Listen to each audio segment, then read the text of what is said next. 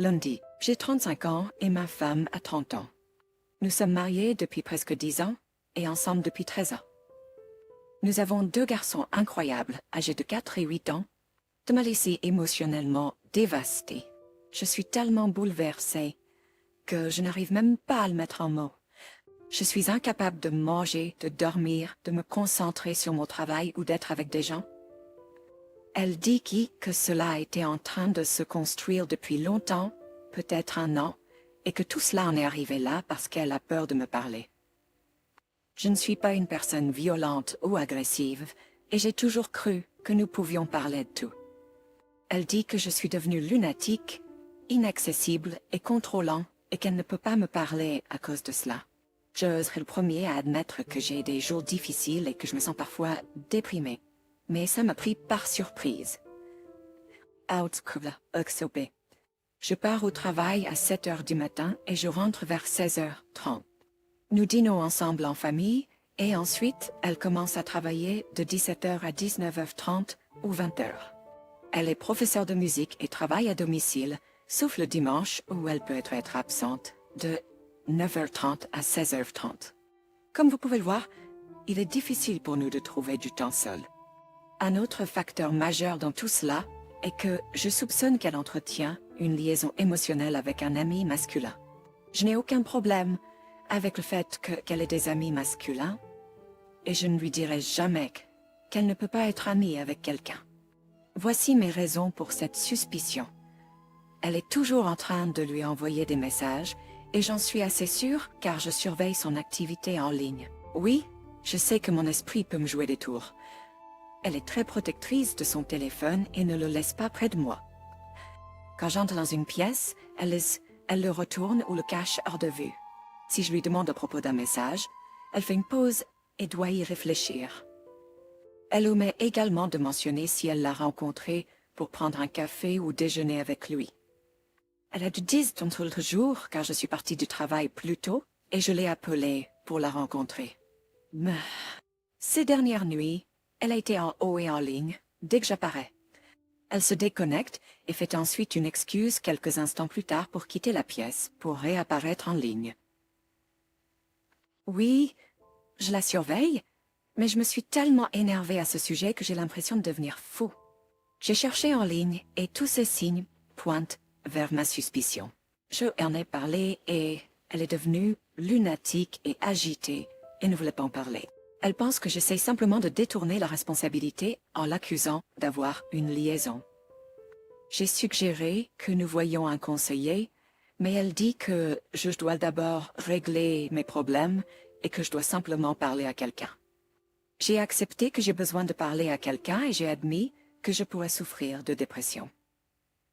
Je viens de commencer à prendre des médicaments et je me sens déjà un peu mieux, donc je ne veux pas prendre de médicaments sur ordonnance.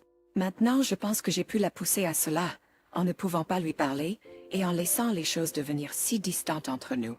Elle se sent maintenant plus à l'aise de lui parler plutôt que de moi. De plus, je pense qu'elle épuise toutes ces choses à dire à lui, nous laissant sans rien à dire. Elle dit qu'elle a essayé à plusieurs reprises, mais maintenant elle a l'impression de n'avoir plus rien à donner. Quand elle est venue, elle n'a pas encore si douée.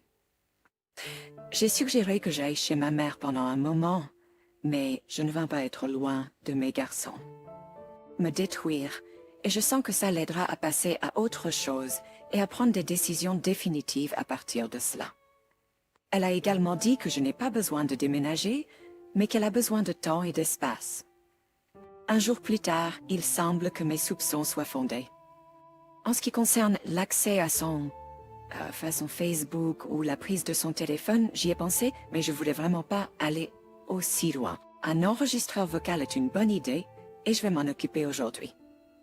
Elle l'a dit à ses parents et à quelques autres personnes, mais je ne suis pas sûre de ce qu'elle a révélé sur son amitié avec ce garçon. Je suis tentée de partager mes pensées avec ses parents pour pouvoir faire passer mon message et peut-être qu'ils la feront avouer ce qui se passe. Je crois que son aveu est la première étape et ensuite nous pourrons travailler à réduire ou arrêter sa communication avec lui. Financière ancienne, nous ne pouvons pas informer seulement Et j'ai aussi un IVA qui nous affecte toutes les deux. De plus, la maison ne peut pas être vendue à cause de cela. Il reste encore environ 30 mois à courir, et ce n'est pas un processus simple une fois qu'il est terminé. Elle travaille à temps partiel dans un bar de temps en temps et il y travaille aussi. À Kent, elle dit qu'il se confie également à elle à propos de ses problèmes et qu'il a des problèmes avec une ancienne partenaire qui lui met la tête à l'envers. Ironiquement, c'est exactement ce qu'elle me fait. Je ne veux pas juger, mais il y vit toujours avec sa mère, travaille environ 20 heures et gagne très peu. Si c'est lui avec qui elle est impliquée, il ne peut pas me remplacer financièrement. Je suis complètement perdue et à bout de souffle.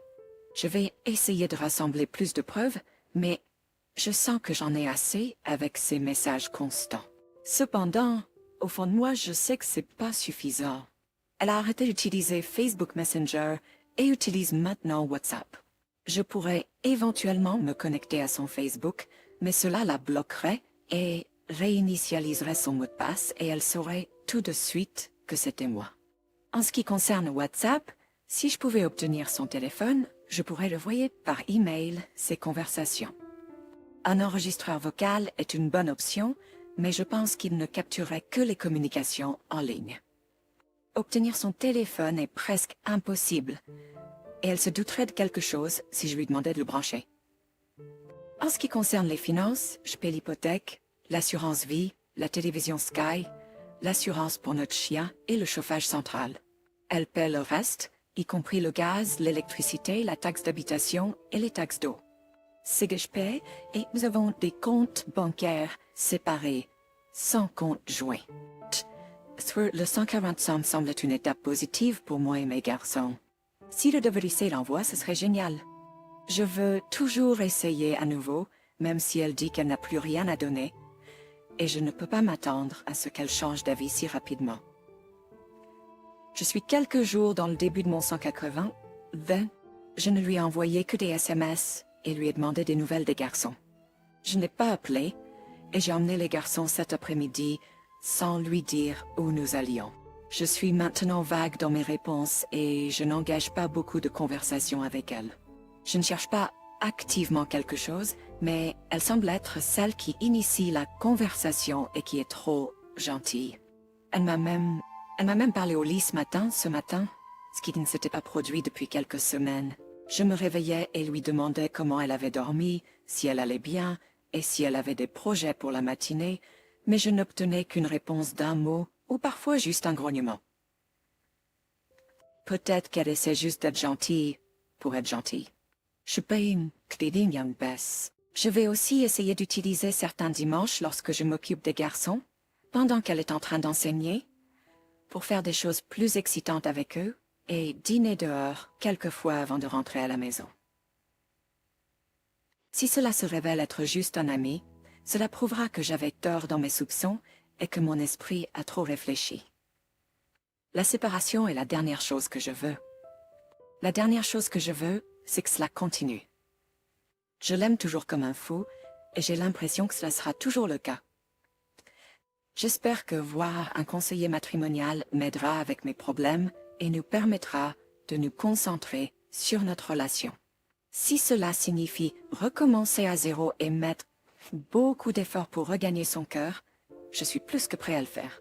Cependant, si et quand je découvrirai la vérité, je devrais prendre des décisions difficiles. Dois-je partir avec les enfants et aller chez ma mère, ou arrêter de payer l'hypothèque et risquer la faillite? C'est une situation difficile, surtout que je devrais également réduire mes heures de travail pour m'occuper des trajets scolaires, comme elle le fait actuellement. Je sais que cela peut sembler une idée folle, mais réduire mes heures entraînerait une baisse de salaire et ne pas payer l'hypothèque équilibrerait un peu les choses. Mais, en fin de compte, ne pas payer l'hypothèque aurait des conséquences graves pour moi. Si je la confronte, va-t-elle craquer et me supplier de la pardonner? Je dois admettre que je la pardonnerai probablement et essaierai de réparer les choses malgré les conseils des autres. Elle est ma vie et je l'aime de tout mon cœur. J'ai surpris une conversation entre elle et l'homme. Elle disait « Oh mince, il monte à l'étage. Je dois y aller, chérie. Je te parlerai demain soir. » Autant je veux sauver notre mariage et la reprendre, autant je ne peux m'empêcher de me demander si cette liaison émotionnelle a été plus loin que ce que je sais. Cela consume mes pensées et me fait sombrer dans la dépression.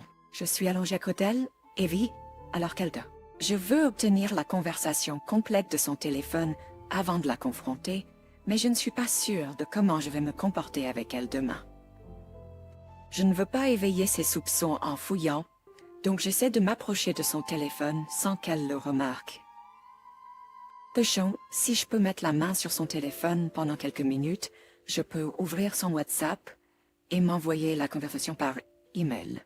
Mais je dois être prudent et m'assurer que l'email s'envoie et ne reste pas bloqué dans sa boîte d'envoi. Je ferai de mon mieux pour afficher un visage courageux demain et continuer avec l'approche 180. Une fois que j'aurai la conversation complète sur WhatsApp, je pourrai la confronter ou lui donner un ultimate. J'espère qu'elle réalisera la gravité de ses actes. Je sais que lire plus de la conversation ne fera que me faire plus de mal, mais je ne peux pas empêcher mon esprit de vouloir connaître la vérité. L'autre homme, c'est un homme de 30 ans qui vit encore chez sa mère. Il ne travaille que 16 heures par semaine au bar, où ma femme travaille également quelques shifts. Il n'a pas beaucoup d'amis et il n'y a rien de spécial chez lui. Ma femme et moi avons même plaisanté à son sujet par le passé. Elle travaillait là-bas plus souvent il y a quelques années, mais maintenant c'est seulement 1 ou 2 shifts par mois, et pas toujours avec lui. Je soupçonne que cette liaison émotionnelle avec lui dure depuis environ 3 mois. Avant cela, elle n'avait jamais vraiment eu de contact avec lui. Après avoir vu juste une petite partie de leur conversation sur WhatsApp, je n'ai pas pu dormir du tout la nuit dernière. Il est temps pour moi d'agir. Je n'ai pas encore parlé à un avocat ou à un conseiller juridique, mais ma sœur pense que je devrais le faire. Je dois d'abord obtenir les preuves de son WhatsApp, puis je pourrai faire mes demandes. Je ne veux pas me mettre en colère contre elle, mais je ne suis pas sûre de pouvoir me contrôler quand je vois l'autre homme.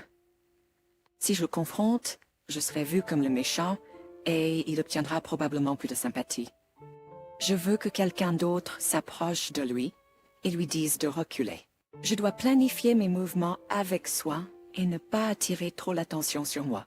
Ce matin, ma femme a enlevé la fonction de dernière connexion sur WhatsApp, donc je ne peux plus la suivre.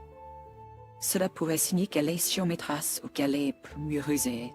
Il n'y a aucune autre raison pour elle de faire cela, sauf pour couvrir ses traces. Je sais que je suis sur un chemin long et sombre, et l'idée de trouver la lumière au bout devient de moins en moins probable. Mais je retarde encore mon enquête pour l'instant.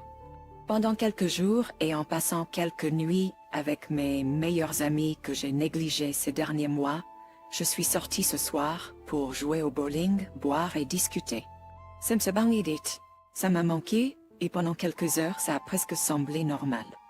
Et c'est un sentiment horrible, horrible. Je veux plus de preuves pour pouvoir les partager avec sa famille et ses amis qui me voient comme quelqu'un d'inapprochable, maniaco-dépressif et contrôlant en fonction de ce qu'elle leur a dit. Elle leur a également caché la vérité. Pour ajouter à mon malheur, aujourd'hui marque le 10e anniversaire de la perte de mon père et mon berger allemand est également très malade. Ça a été une semaine infernale. Mise à jour mercredi était le 10e anniversaire du décès de mon père et jeudi j'ai dû faire euthanasier mon chien. Quoi qu'il en soit, revenons au sujet qui nous intéresse. J'ai maintenant toutes les preuves dont j'ai besoin, mais j'ai du mal à penser à briser le cœur de mes garçons en agissant. Je l'ai suivie vendredi et elle était chez lui, puis elle m'a menti quand je lui ai demandé. J'ai également réussi à brancher un câble de synchronisation d'iPhone de 3 mètres sur son téléphone et à obtenir la conversation WhatsApp d'hier. C'est pas juste une aventure émotionnelle. Je ne pense pas qu'il se soit passé autre chose que des baisers et des câlins, mais c'est suffisant. Je dois faire quelque chose maintenant. Quelques jours plus tard, j'ai enfin rassemblé le courage de lui parler de son aventure hier soir. Je lui ai donné un ultimatum, c'est soit moi et les garçons, soit lui. Elle a mis fin à sa relation avec lui et l'a supprimé de son Facebook. Je pouvais voir que ça lui faisait mal, et je sais que les choses ne seront pas faciles, mais je veux réconcilier notre mariage. Elle a finalement admis ce qui s'était passé et m'a raconté ce qui s'était passé.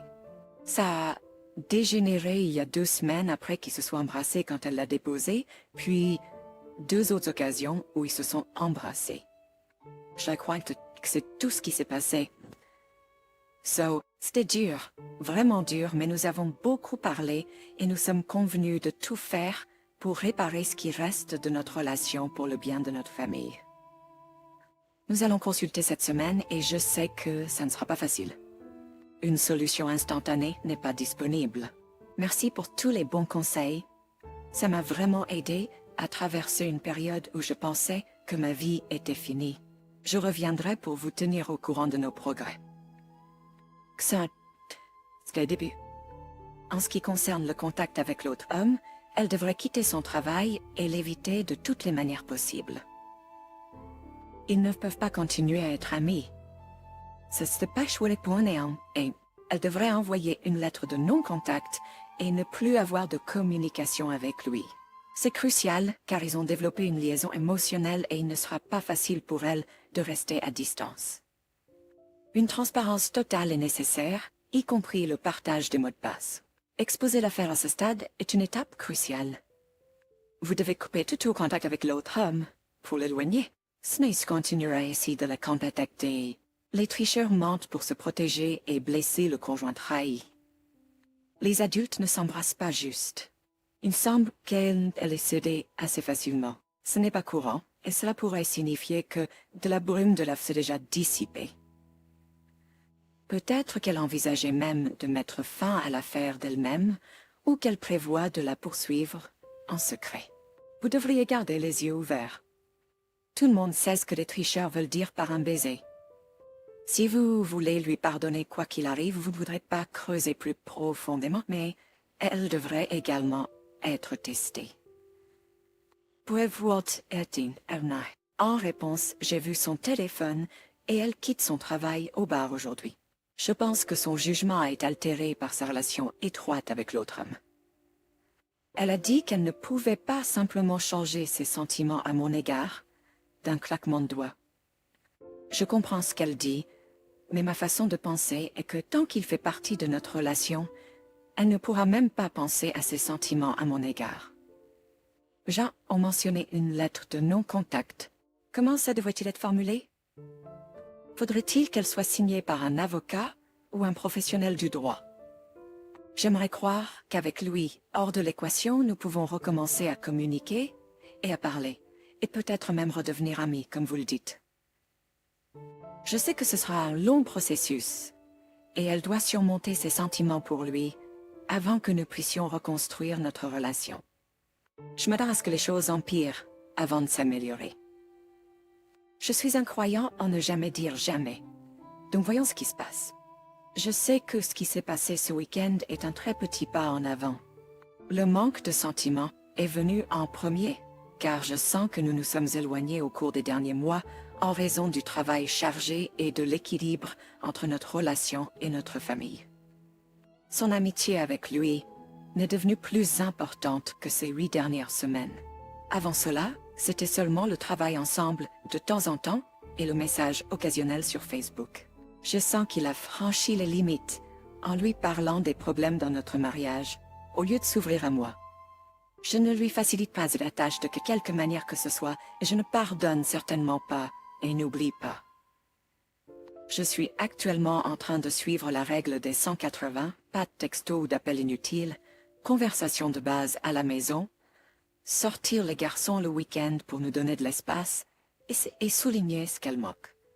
En ce qui concerne mon temps personnel, je vais au bowling le lundi soir et je fais une promenade régulière au moins 1 fois par semaine pour écouter de la bonne musique et me vider la tête. Pour une séance de MC hier soir, je m'attends à ce que ce ne soit que quelques questions de base sur nous, ce qui a mal tourné, et ce que nous voulons tous les deux, des séances. Après que je l'ai confrontée samedi soir, elle m'a serré dans ses bras et a dit désolé. Elle semblait montrer des remords, et j'ai vraiment ressenti cela dans son étreinte.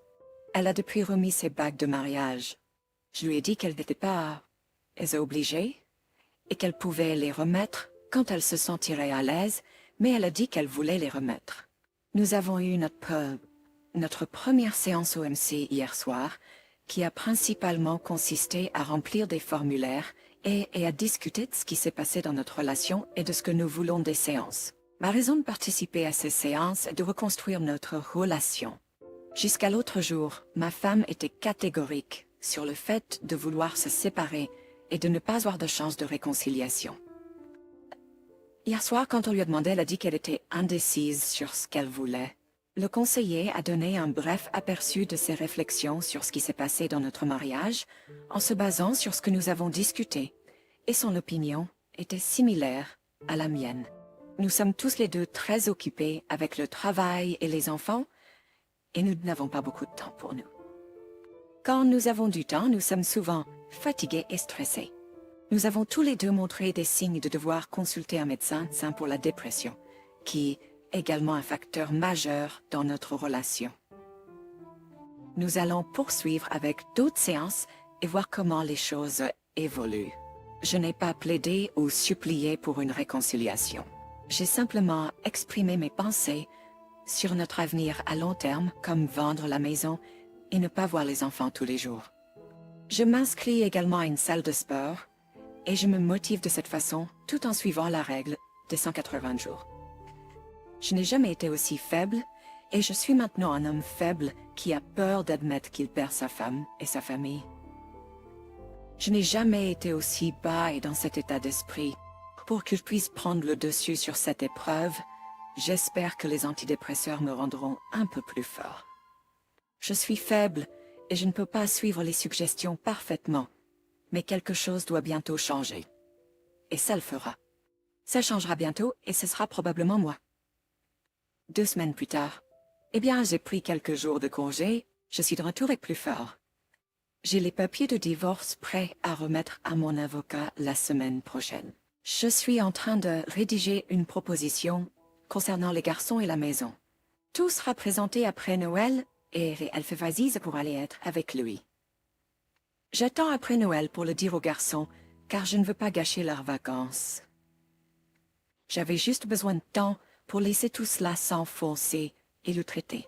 Je suppose que la plupart des gens pensent initialement qu'ils peuvent tenir bon et faire en sorte que ça marche. Je m'en sors bien avec ma règle des 180 jours, et je reste fort. Ce sera déchirant de dire aux enfants ce qui va arriver, mais j'espère qu'ils seront forts et pourront s'adapter avec le temps. Elle n'a montré aucun autre signe de vouloir se réconcilier, et je soupçonne qu'elle utilise le conseiller matrimonial comme un moyen de me retarder et d'essayer de se construire un avenir seule. Je ne vais pas tolérer ça, et j'ai décidé qu'elle devait partir et vivre chez sa mère sans les enfants qu'elle aime et adore. Elle travaille également depuis notre maison le soir, donc cela prendra également fin. Ses élèves iront également chez elle dans son nouvel endroit. Je me sens beaucoup mieux. C'est peut-être le médicament qui commence à agir. Je me sens maintenant assez fort pour affronter cela et le gérer comme un homme. Je devrais voir mon avocat en début de semaine prochaine et ensuite je pourrai mettre les choses en marche. Je lui ai remis les papiers de divorce vendredi dernier et ça s'est passé comme je m'y attendais. Elle n'avait aucun plan pour l'avenir et vu sa tristesse, je pense sincèrement qu'elle était désolée pour l'aventure. Elle veut toujours essayer de se réconcilier et commencer une thérapie de couple. Ses amis ont interféré et lui ont envoyé des informations non désirées. Nous avons tous les deux convenu de prendre les choses lentement et de voir où nous mènera la thérapie de couple. Certaines personnes pourraient penser que je suis fou, mais elle est l'amour de ma vie et je veux que ça marche tellement. J'ai l'impression qu'elle est pleinement engagée pour le moment et que les choses se passent bien pendant les fêtes de Noël. Je ne prends rien pour acquis ou ne lis pas trop entre les lignes. Quant à son amie, elle ne connaît pas l'autre homme. Elle s'est immiscée dans des questions de logement et de droits des enfants, mais elle n'a plus aucun contact avec lui et semble vraiment donner une vraie chance à notre mariage. J'espère toujours que c'est pas qu'une façade.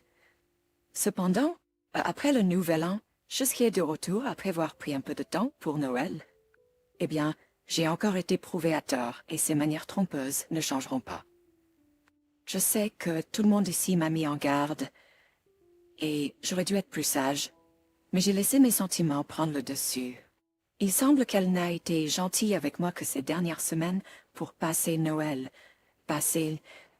et qu'elle n'a aucune intention de me donner une chance de prouver que je peux changer de la personne que j'étais.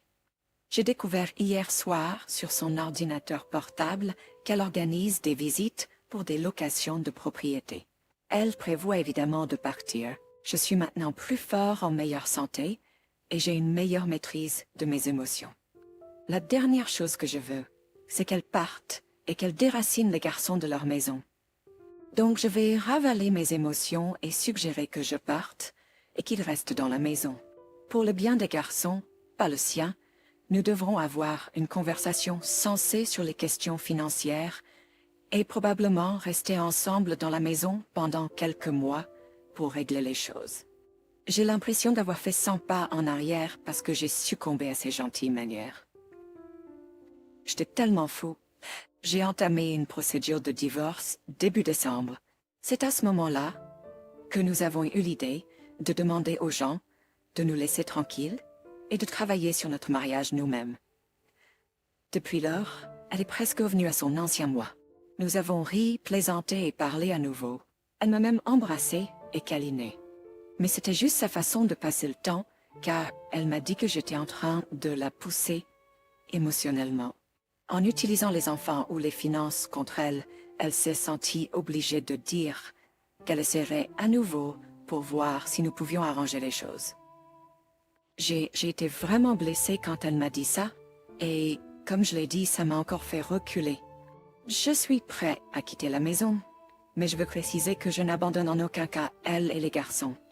Je pense que le fait d'avoir mon propre endroit et de m'éloigner est la pause dont j'ai besoin. Nous partagerons, espérons-le, la garde des garçons et leur maison principale restera là où ils sont maintenant. Je sais que beaucoup de gens pensent que je devrais rester dans la maison et qu'elle devrait partir, mais je ne veux pas ça. Et mes horaires de travail ne correspondent pas au calendrier scolaire des garçons. C'est dur, mais c'est ce que je dois faire. Je ne partirai pas tôt. Il faudra quelques mois pour régler les choses, comme l'hypothèque et d'autres questions financières. Je ne peux pas me permettre de partir simplement, et elle non plus. Je ne sais honnêtement pas ce qui se passe dans sa tête, et ce qui la fait penser qu'elle peut simplement partir. Mon objectif est de rester ici jusqu'à ce que le divorce soit réglé. Je vais aborder tout cela avec elle ce soir parce que j'en ai assez. J'ai essayé et je voulais que notre relation fonctionne, mais elle n'était pas intéressée. J'ai besoin de me remettre en ordre maintenant, parce qu'elle semble savoir ce qu'elle veut. Si elle veut reprendre contact avec l'autre homme, elle peut le faire une fois que je serai partie. Eh bien, j'ai eu une conversation avec ma petite amie hier soir. Je ne peux plus supporter et je réalise que notre relation ne fonctionnera pas. Je ne lui ai pas laissé la chance de répondre à ce qu'elle voulait de tout cela. Je lui ai dit que je voulais divorcer et que je la quittais, elle et les enfants ici. Elle n'était même pas légèrement contrariée et a dit qu'elle demanderait à ses parents pour l'argent et les possibilités de prêt hypothécaire. J'ai été claire en disant que la maison ne devait pas être vendue et qu'elle devait prendre les bonnes dispositions pour régler cela. J'ai aussi dit que je ne partirais pas tant qu'ils ne sauront pas ce qui se passe. Though, elle a dit qu'elle essaierait de donner une autre chance. J'ai ri et dit bien merci. Je m'attendais à ce que tu me laisses au moins donner une chance à ces comprimés que tu m'as fait prendre, plutôt que 3 semaines. Et tu as raison. Elle a dit elle me donnerait un peu d'argent des contributions de ses parents, mais l'objectif principal maintenant est de s'assurer que les 2 garçons vont bien avec les nouveaux changements qui auront lieu. Inton belsk the bendesfold et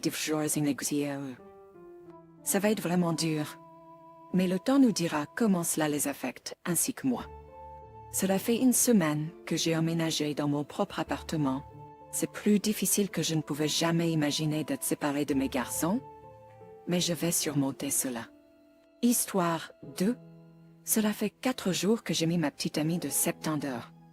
C'était pas ce que je voulais et elle a appelé mon bref. Nous avons parlé le lendemain et elle a demandé de l'espace ou une pause. Et elle est maintenant chez sa mère. Nous devons parler tous les jours à cause de notre fille. Ces 4 jours, nous avons fait plus d'activités en plein air, communiqué davantage et même eu 2 rendez-vous, ce qui est bien plus que ce que nous avons jamais fait depuis la naissance de notre fille. J'étais trop occupée à être un père, un ami et un pourvoyeur pour ma fille, que j'ai complètement perdu de vue les besoins de ma petite amie. Je veux pas la perdre, mais ça pourrait arriver. Aujourd'hui, nous avons emmené du vélo au bord de la rivière. Nous nous tenions la main et parlions de nous. Elle m'a dit que nous n'en avions pas fini complètement. Elle a besoin d'espace pour voir si elle veut vraiment être avec moi ou si elle peut se passer de moi. Elle a essentiellement appelé cela un laisser-passer, comme dans le film. Comment gérer cela? Est-ce qu'elle dit pratiquement qu'elle veut coucher avec d'autres personnes et ensuite peut-être revenir une fois qu'elle aura fini? Elle a également dit de ne pas considérer la pause comme la fin de nous, mais comme un couple nouvellement découvert qui apprend à se connaître. Bye. Dois-je commencer à lui envoyer des messages textes ringards, juste pour lui faire savoir que je pense à elle? Juste l'autre jour, je lui ai proposé un 3e rendez-vous et elle a accepté. Je suis sortie et j'ai fait quelque chose que je n'avais jamais fait pour elle, et j'ai acheté une tenue avec des talons assortis. Dois-je toujours aller à ce rendez-vous? Je sais que mon manque de lui montrer à quel point je l'apprécie et mon manque de communication, ainsi que ma passion pour l'audio de voiture, l'ont éloigné. L'argent que j'ai gagné grâce aux installations audio est allé vers quelque chose de beau pour notre enfant de 3 ans. Quoi, maintenant, je m'en veux de ne pas avoir investi dans ma relation avec ma petite amie.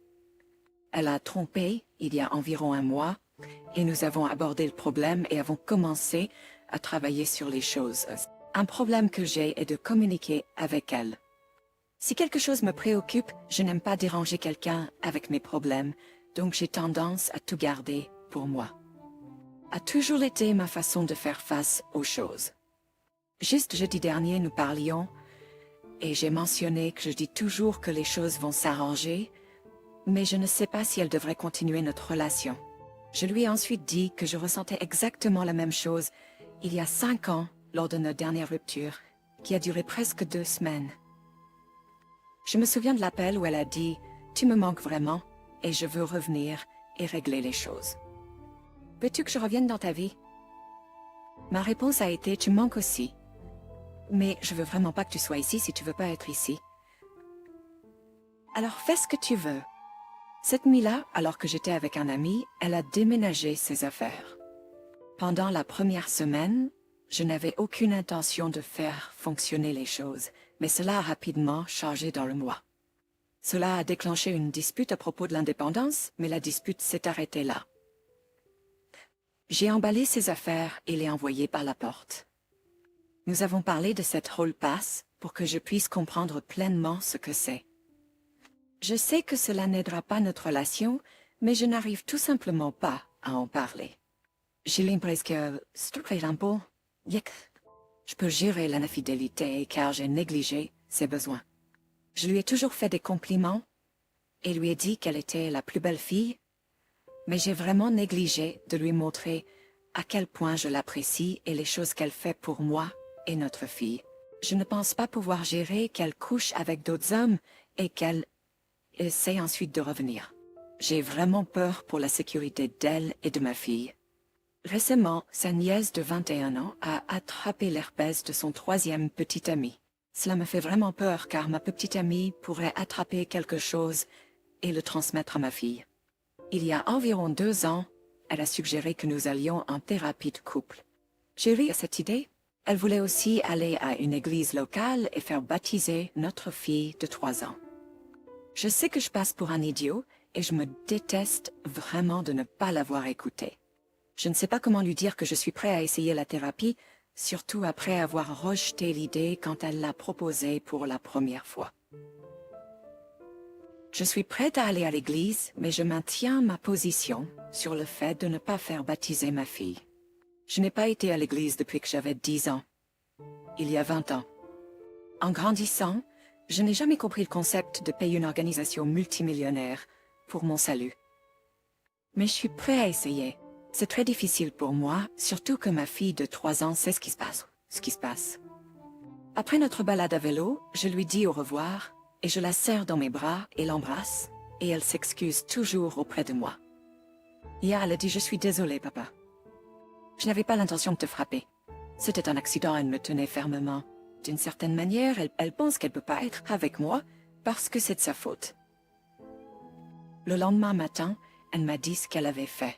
Elle a d'abord dit que c'était un gars au hasard, au bar, mais ça n'avait pas l'air assez convaincant. Alors j'ai vérifié ma facture de téléphone et j'ai vu un numéro répété. Avec un peu de recherche en ligne, j'ai découvert son nom. Je lui ai alors dit qu'elle racontait des conneries. Ernst, cela lui a fait peur aussi car j'ai obtenu toutes mes informations sans toucher à son téléphone et elle n'a pas de compte Facebook en plus. Quand je suis rentrée chez moi, elle m'a dit qu'elle avait rappelé le gars et lui a dit que c'était juste une fois. Elle a également dit que j'étais partie à sa recherche et qu'ils avaient tous les deux convenu de supprimer leur numéro. Je lui ai accordé ça. Quand je l'ai mise dehors, j'ai vérifié ma facture de téléphone à nouveau et ils avaient effectivement arrêté tout contact à partir du jour où ils ont supprimé les numéros. J'ai aussi pris son téléphone, qui est techniquement mon ancien téléphone à mon nom. Je l'ai eu pendant 3 jours et rien de suspect ne s'est produit. Quand j'ai vérifié mes relevés téléphoniques, le numéro n'est apparu que pendant environ un mois. C'était à la fin de mars et jusqu'à mi-avril. Tout ce qui précédait était juste de la famille et des amis. J'ai pensé à la possibilité qu'elle ait un autre téléphone et qu'elle communique avec ce gars d'une autre manière. J'ai 3 lignes de téléphone portable, mon téléphone, son téléphone et une ligne de téléphone de secours qu'elle pense que j'ai déconnectée. Il y a des années, j'ai pris le téléphone de secours, branché un casque filaire, baissé le volume et les réglé pour qu'il réponde automatiquement. Ensuite, je l'ai monté dans le tableau de bord de ma voiture. Je dis ma voiture car elle est à mon nom, mais elle la conduit pour aller travailler.